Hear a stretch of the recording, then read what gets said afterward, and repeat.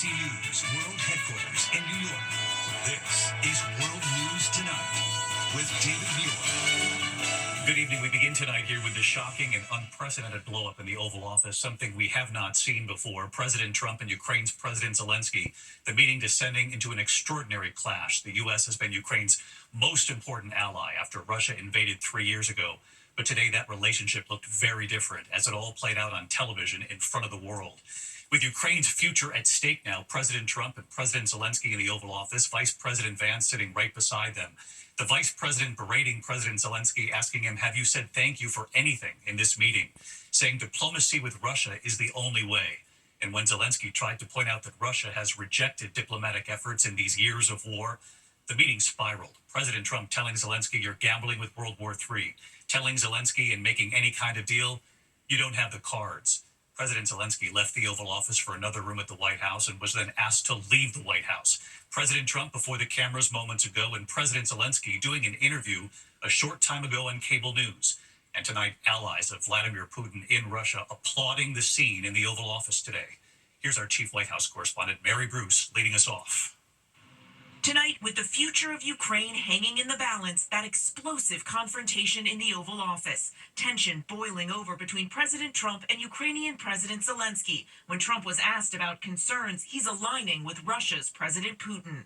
Well, if I didn't align myself with both of them, you'd never have a deal.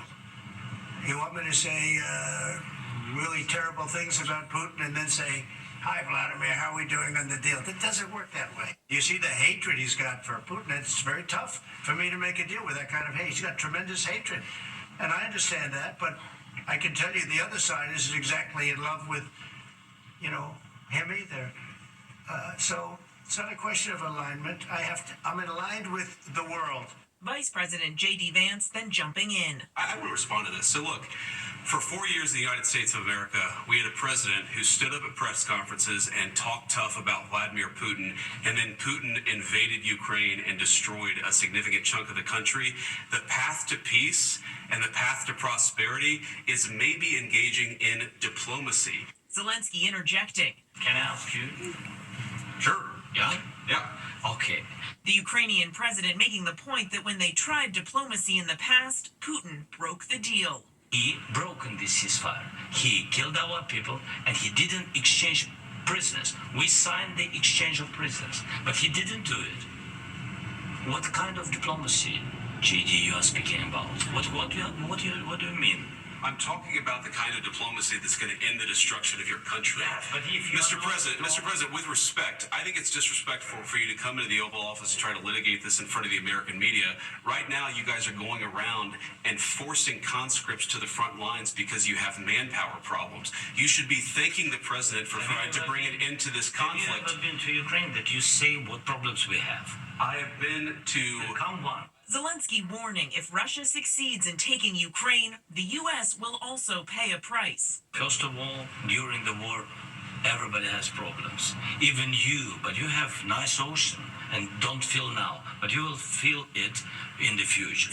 God bless. You don't know that. God bless. God bless. You will not have war. Don't tell us what we're going to feel. We're trying to solve a problem. Don't tell us what we're going to feel. I'm not telling you. Because you're in no position to dictate that. That's exactly Remember what this. You're in no position to dictate what we're going to feel. We're going to feel very good. You will feel influence. We're going to feel very good and very strong. You will feel influence. You're right now not in a very good position. You've allowed yourself to be in a very bad position, and he happens to be right about it. From the very beginning of the war. You're not in a good position. You don't have the cards right now. With us, you start having cards. Right now, you don't. You're playing cards. You're playing cards. You're gambling with the lives of millions of people. You're gambling with World War III. The vice president again jumping in. Have you said thank you once this entire meeting? No, in this entire meeting, have you said thank you? Zelensky trying to bring the temperature down, but Trump berating the wartime leader. Please, you think that if you will speak very loudly about the war, He's not speaking loudly. He's not speaking loudly. Your country's in big trouble. Can I Wait a minute. No. You've done a lot of talking. Your country is in big trouble. I know. You're not winning. You're not winning this. You have a damn good chance of we are coming out staying, okay because of Mr. us. President, we are staying in our country, staying strong from the very beginning of the war. We've been alone, and we are thankful. Zelensky came to Washington hoping to get Trump to guarantee Ukraine's security if Putin violates the terms of a peace deal, something Trump has refused to give him. Today, instead, delivering this ultimatum. The problem is, I've empowered you to be a tough guy. And I don't think you'd be a tough guy without the United States. And your people are very brave. But you're either going to make a deal or we're out. And if we're out, you'll fight it out. I don't think it's going to be pretty, but you'll fight it out. But you don't have the cards. But once we sign that deal, you're in a much better position. But you're not acting at all thankful. And that's not a nice thing. I'll be honest, that's not a nice thing. All right, I think we've seen enough. What do you think? Huh?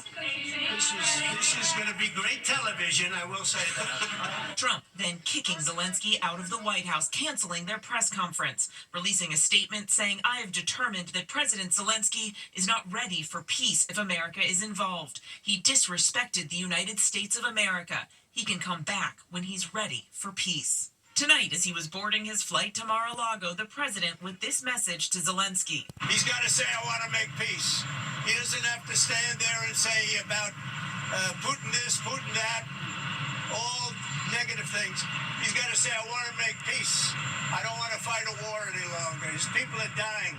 He doesn't have the cards, just so you understand it, okay? And moments ago, Zelensky saying this to Fox News. I'm speaking like a president of a people who are in this struggle 3 years, and they just want to hear that America on our side and that America will stay with us, not with Russia, with us. That's it.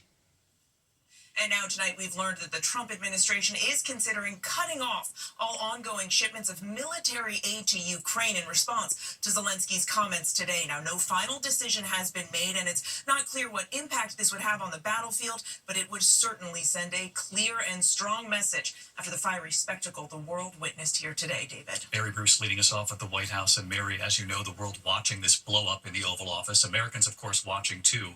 Many Americans had Ukrainian flags in their yards, so supportive at the start of the war when Russia invaded Ukraine. Let's get right to ABC's chief global affairs correspondent, Martha Raddatz, tonight. And Martha, you were there in Ukraine when Russia actually invaded. America witnessed this. And tonight, a much different display in the Oval Office. Much different, David. I was in Ukraine that night 3 years ago when Russia invaded, launching missiles across Ukraine. You and I were on the air for hours, and there was such support for Ukraine here at home. Ukrainian flags flying in American neighborhoods, Americans even heading to Ukraine to help in the fight. And there was enormous support for President Zelensky, who told you when you traveled into Kyiv in those early days how thankful he was for the support of Americans. He said the same thing to me a year later. And there has been so much support from Americans for the refugees, the mothers and their children who you met, David, and who we profiled together. They often ask, will we have a country to return to? But the future of the U.S. relationship with Ukraine is now unclear. Tonight, European allies are standing behind Zelensky. The UK Prime Minister, who met with Trump just yesterday, promising his unwavering support for Zelensky. But meanwhile, Vladimir Putin's close allies in Russia are celebrating the descent into chaos after this meeting, with one official delighting in calling it a fierce scolding of Zelensky by the President of the United States. David? It was extraordinary. Martha Raddatz with us tonight. Martha, thank you.